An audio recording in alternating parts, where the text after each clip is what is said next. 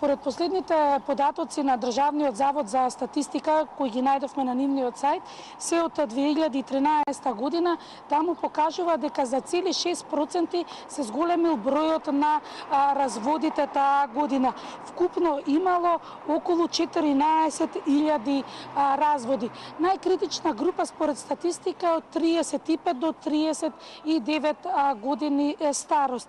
Интересно е тоа дека најмногу бракови се склучиле во август, но и тогаш имало најмалку разводи. Луѓето најмногу се разведувале во декември, односно на крајот на годината. Така кажува статистиката, но во секојдневниот живот, освен што се разведуваат родителите, за жал се разведуваат и нивните деца. Децата треба да изберат помеѓу двајцата родители, некогаш немаат можност, но тоа е најтешко за децата. За оваа тема за заедничко старателство со цел децата да имаат посреќен живот, да се и со двајцата родители, разговараме со Драги Змијанац од организацијата Меѓаши, која што секогаш работи во интерес и помага со проекти на децата. Господине Змијанац, заедничко старателство, што значи тоа? Повеќе да нема викенд тато и викенд мама, и кој е подносител на оваа иницијатива? Тоа значи дека ние конкретно како прва детска амбасада во светот Меѓаши даваме поддршка на оваа граѓанска иницијатива на група родители и татковци и мајки кои сметаат дека се обесправени на самиот старт кога настанува разводот. Тие се залагаат за споделено подеднакво заедничко старателство и заедничко одговорно родителство и по разводот. Тоа значи да нема обесправеност и стартната позиција да биде подеднаква иста. Тоа значи многу работа за Центарот за социјална работа. Ако се воведе заедничкото старателство и заедничкото одговорно родителство, тогаш ќе треба Центарот за социјална работа да направи поголем напор да го следи одговорното родителство, дали родителот навистина води грижа, додека е старател, и во случај ако не е добар родител, да му се одземе старателството, тогаш може да остане само на викенд татко или мајка. Дури може и тоа да му се одземе ако исто така не биде одговорен и за време на викенд. Но стартната позиција е дискриминирачка или обесправувачка за било кој да е викенд татко или мајка. И мислам дека оваа иницијатива функционира во други земји, дали ќе се вика подеднакво споделено заедничко старателство, не треба да го исклучи родителството. Одговорното родителство, додека детето е кај едниот или кај другиот родител, и тоа би требало да помогне во сплотување и зближување на заедничката одговорност на родителите кон детето, и детето да не чувствува дека неговите родители покрај тоа што се разведени го губи едниот или другиот родител. Попластично објаснато, во текот на неделата значи дека нема поделеност детето дали да биде кај таткото или кај мајката, сепак ќе треба да се слушнат родителите, да има некое разбирање и договарање помеѓу нив. Се оди на договор.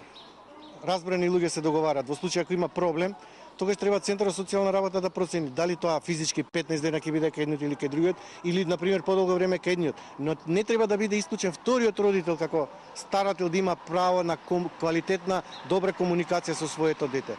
Многу викенд татковци и мајки се фрустрирани што нема доволно време квалитетно да го остварат родителското право, и петицијата веќе е поднесена. Ние имаме извршено разговор со Министерство за труд и социјална политика, ја поддржуваме оваа иницијатива на група граѓани и сметаме дека ќе биде фер, многу фер однос кон двата родители, стартната позиција да биде подеднаква, за да може децата да имат квалитетно родителско право и по разводот, и двајцата родители да бидат еднакво во можност да го остваруваат родителското право и старателството.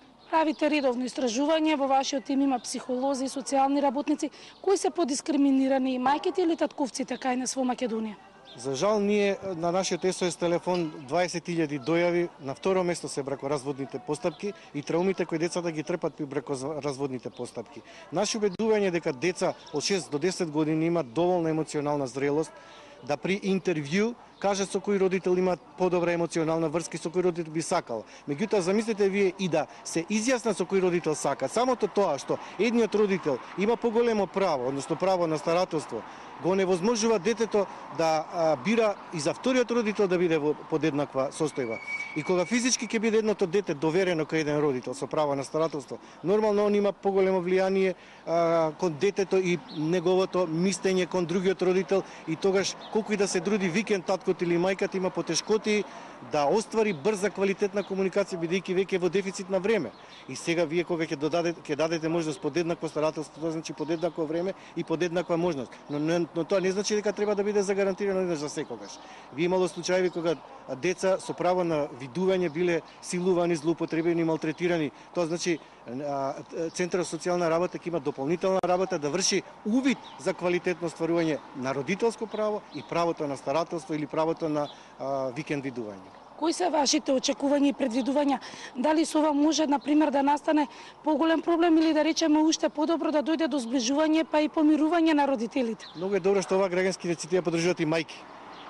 Затоа што некои таткоци можеби не сакаат да го остварат старателството. Можеби им е полесно од мајките да бидат старатели, но има многу таткоци што сакаат да водат грижи, сметат дека се подеднакво способни и спремни да бидат квалитетни родители, да го стварат родителското право. Збориме за стартните позиции. Не е фер на вистина да вие однапред во 99% го давате детето на мајката со аргумент дека има емоционална врска. Јас знам дека има многу татковци кои исто така негуваат емоционална врска со детето. И како тој се чувствува кога центарот ќе му даде само 2 пати во месецот да го види детето и 2 часа во текот на неделата. Не е фер и мислам дека навистина треба да се воведат нови механизми. Има искуство во другите земји во светот и мислам дека Министерството за труд и социјална политика ќе направи голем исчекор напред. Ако ја прифати оваа граѓанска иницијатива, ние веќе ја потпишавме, дадовме поддршка. Човек во јавноста кој ја поддржа оваа иницијатива е Кристина Арнаудова и заедно со првата детска амбасада во Светот Мегеши им посакувам успех на оваа граѓанска иницијатива во која членуваат и мајки и татковци, и баби и дедовци, и вујки и вујковци и вујни и чичковци и стрини.